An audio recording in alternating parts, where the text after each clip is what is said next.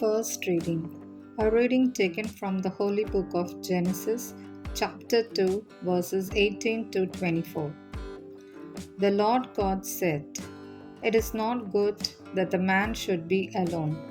I will make him a helper fit for him."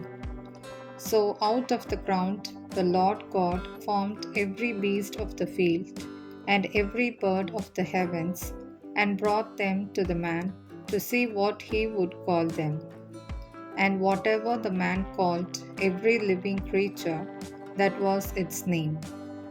The man gave names to all livestock, and to the birds of the heavens, and to every beast of the field. But for Adam there was not found a helper fit for him. So the Lord God caused a deep sleep to fall upon the man, and while he slept, took one of his ribs and closed up its place with flesh. And the rib that the Lord God had taken from the man, he made into a woman and brought her to the man. Then the man said, "This at last is bone of my bones and flesh of my flesh. She shall be called woman, because she was taken out of man. Therefore, a man shall leave his father and his mother, and hold fast to his wife, and they shall become one flesh." This is the word of the Lord. Thanks be to God. Second reading. A reading taken from the book of Hebrews, chapter 2, verses 9 to 11.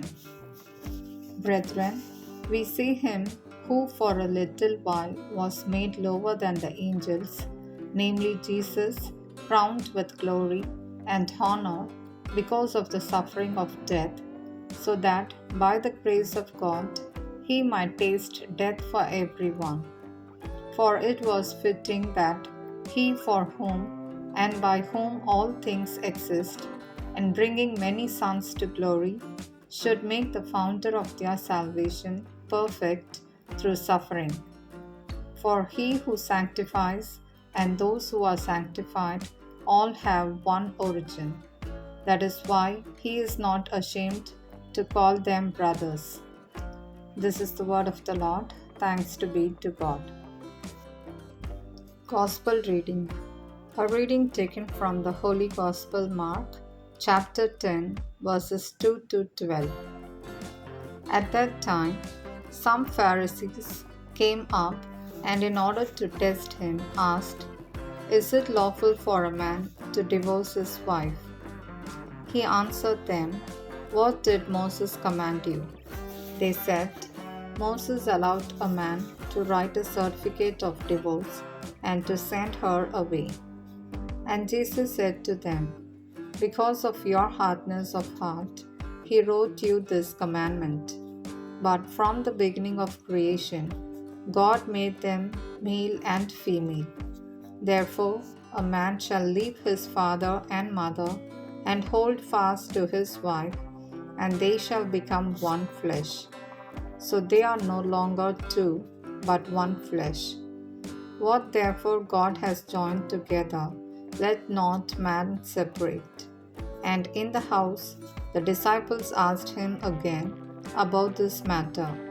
And he said to them, "Whoever divorces his wife and marries another commits adultery against her. And if she divorces her husband and marries another, she commits adultery." This is the word of the gospel. Thanks be to God.